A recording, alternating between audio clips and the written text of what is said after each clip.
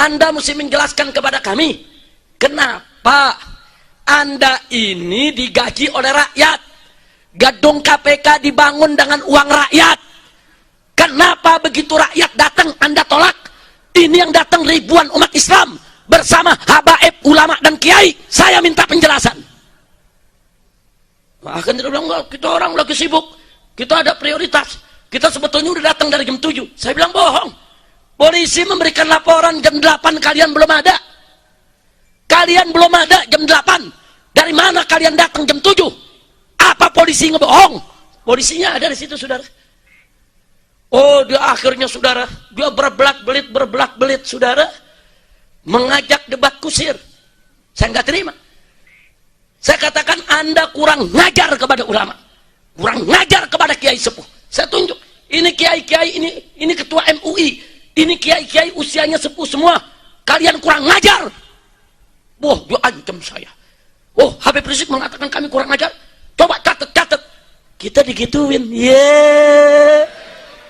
dipikir kita takut kali, cacing pasir. Ditantang begitu kita berdiri, catat, rekam. Saya katakan kalian kurang ajar, kalian bajingan, catat. Saudara, dia melotot, saya berdiri, saya paranin, mau apa? Untung dia nggak berdiri gua cocol. Untung dia nggak berdiri, saudara. Kita udah cocol, ya bukan, kita orang Betawi. Ikan bawal, buah terong, lu jual gua borong.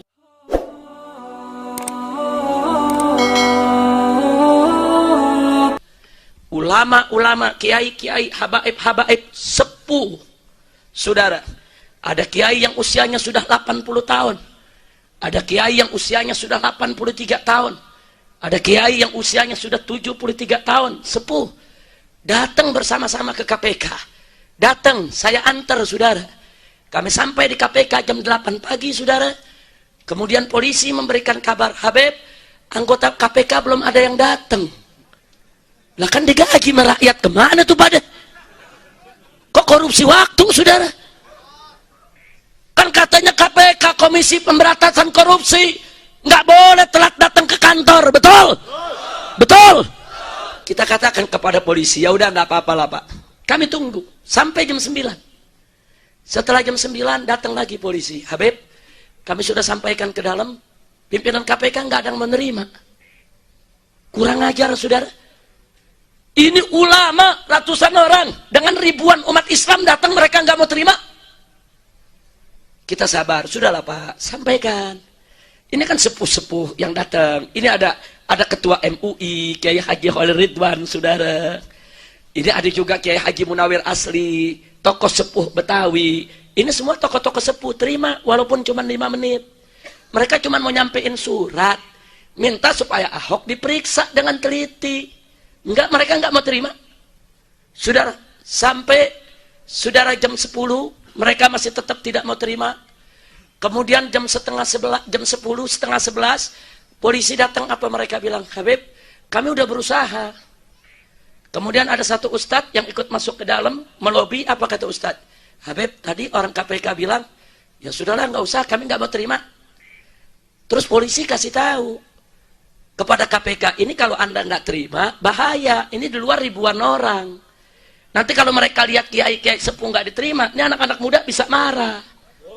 Nah, kalau mereka marah kan bisa terjadi chaos.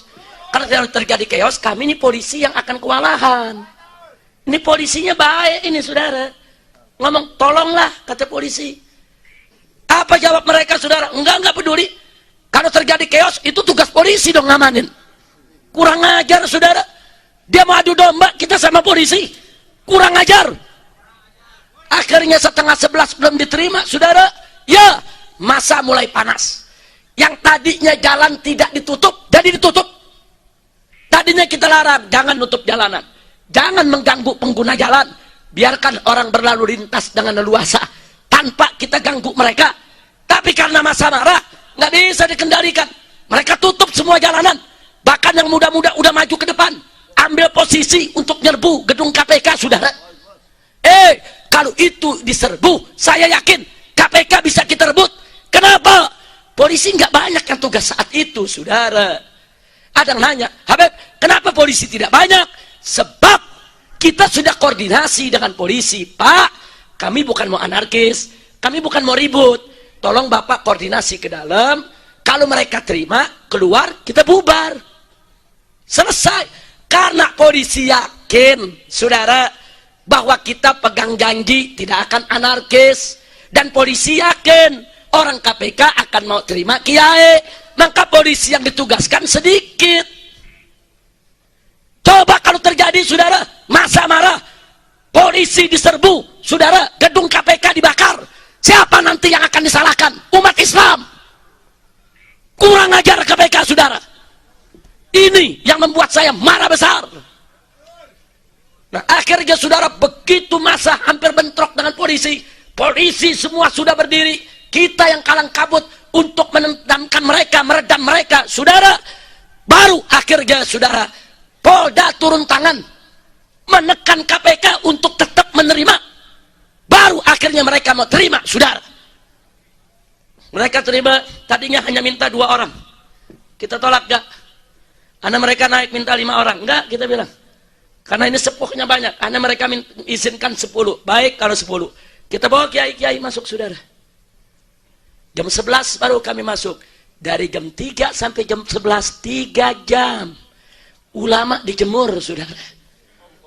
Sampai ada Ustadz Mas Hadi, mantan anggota DPR RI dari fraksi PKS, usianya sudah cukup lanjut, saudara, pingsan di jalan, masuk ICU saat ini, saudara.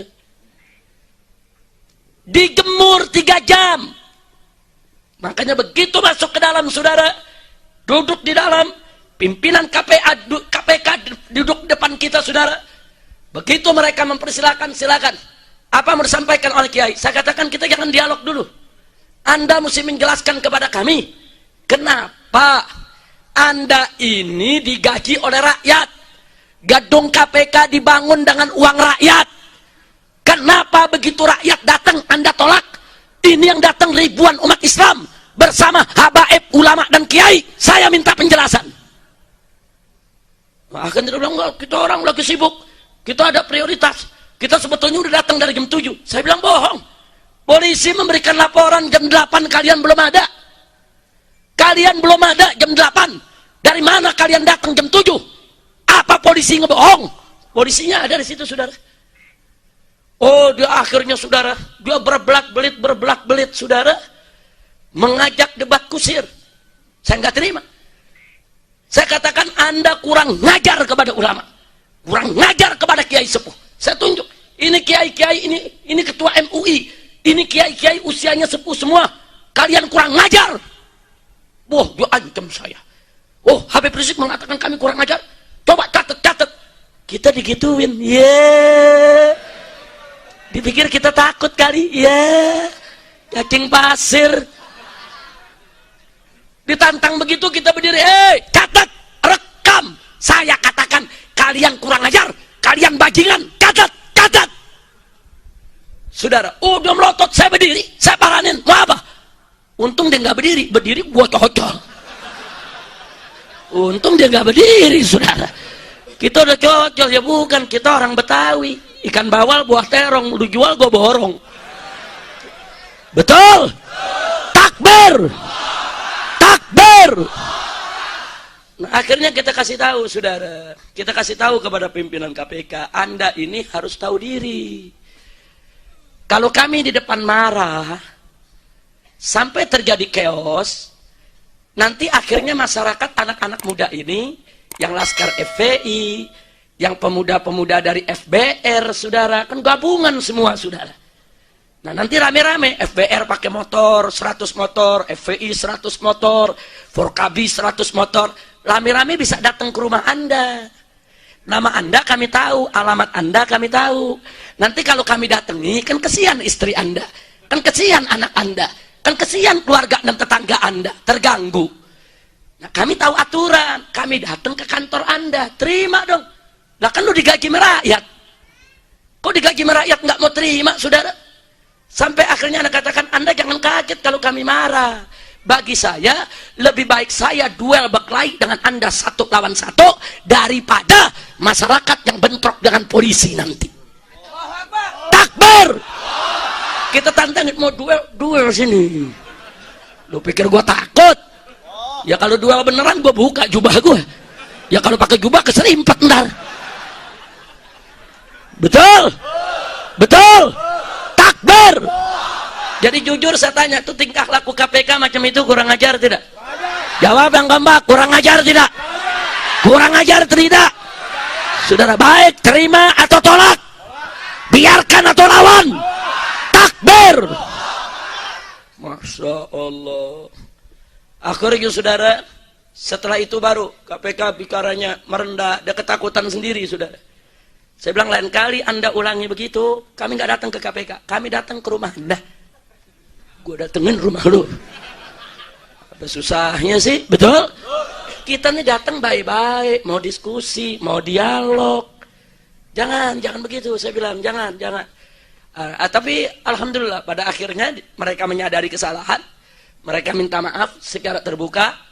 Nah kemudian setelah selesai, ini pimpinannya langsung nyerbu, langsung salaman saya, peluk, minta maaf, nggak paham, minta maaf bener apa takut, nggak ngerti dah. Pokoknya dia udah minta maaf, udah selesai, betul? Tahu-tahu ada yang nakal petugas KPK. Kami masuk ke dalam, nggak boleh bawa HP. Kami diperiksa, saudara, dianggap teroris kali ya. Diperiksa badan semua, HP ditinggal, baik. Polisi mengawal, tidak boleh bawa HP juga polisinya. Nah, petugas KPK bawa kamera untuk arsip, untuk dokumen. Baik, silakan mereka rekam. Nah jadi begitu kejadian mereka rekam. Tahu-tahu rekamannya mereka sebar di YouTube, saudara. Dan mereka potong. Yang mereka muat cuma saya lagi melotot lagi, saudara. Tatot. Ah itu dia tuh. Betul. Begitu TV kita, saudara. Kalau FPI lagi tablik akbar, nggak masuk TV. Enggak. Oh di Aceh, saudara, ada tsunami, saudara. 1.300 laskar FPI turun, kerja 4 bulan di Aceh, saudara, mengurus 100.000 mayat. Kita ambil itu mayat dari berbagai tempat, kita bersihkan, kita masukkan kantong-kantong mayat, kita sholatkan, kita kuburkan, saudara, 100.000 mayat. Saya mau tanya, itu kerjaan kecil atau besar?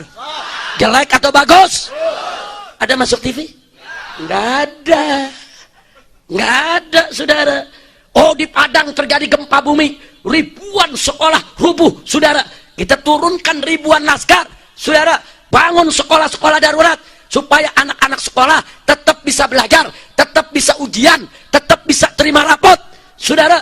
Kita bangun tenda-tenda kesehatan, datangkan dokter-dokter secara gratis, bagikan itu makanan, buka dapur umum. Saya tanya, itu kerja kecil atau besar? Jelek atau bagus? Ada masuk TV? Oh terjadi letusan Merapi di Yogyakarta 2 kali, saudara. Kita datangkan ribuan laskar, bersihkan perkampungan-perkampungan, saudara, dari lahar dinginnya, dari debunya. Kita bangun rumah-rumah yang runtuh, saudara. Buka dapur umum, buka klinik darurat, buka sekolah darurat, saudara, sampai berbulan-bulan. Kerja kecil, kerja besar? Jelek atau bagus? Ada masuk TV? Begitu FPI lagi ngemplangin liberal, masuk TV. Begitu FPI ambil nih botol minuman keras, dipecahin, masuk TV, diulang-ulang sebulan nggak berhenti. Betul? Ini malam ini kita lagi maulid, bagus gak? Bagus gak? Ada masuk TV? Mau masuk TV? Gampang, lu pukul-pukulan lagi. Lu pukul-pukulan berkelahi masuk TV. Nanti masuk TV. Tablik akbar Habib Rizik terjadi perkelahian. Masuk TV tuh sebulan. Kacau tidak? Nah begitu, saudara. Jadi waktu kita datang ke KPK, kita sampaikan argumentasi kita sampaikan protes kita, dipotong, nggak dimasukin di TV. Begitu lagi melotot, katet, dia masukin, saudara. Ibu-ibu yang nonton galak bener tuh, Habib melotot. Masya Allah, kira-kira jelas tidak? Jadi saya mau tanya, jadi kalau saya marah macam itu kepada KPK wajar tidak? Jawab yang kompak, wajar tidak? Dukung tidak? Takbir. Nah, jadi kita minta saudara kepada KPK untuk memanggil Ahok dan memeriksa. Nggak bisa KPK nggak panggil saudara. Nggak boleh. Orang kalau sudah dinyatakan oleh BPK dalam auditnya merugikan uang negara 1,8 triliun, saudara, 99,9% wajib jadi tersangka. Wajib ditangkap. Ada apa, saudara? Ahok dibiarkan, saudara. Makanya saya katakan kemarin, kami datang ke KPK melaporkan Ahok bukan karena dia Cina, bukan. Bukan karena dia kafir, bukan. Karena dia korupsi. Korupsi. Saya mau tanya, pejabat muslim korupsi, tangkap jangan? Tangkap jangan? Pejabat di luar Islam korupsi, tangkap jangan? Takbir. Jadi kita mau tuntut Ahok di KPK karena Cina, bukan? Karena kafir, bukan?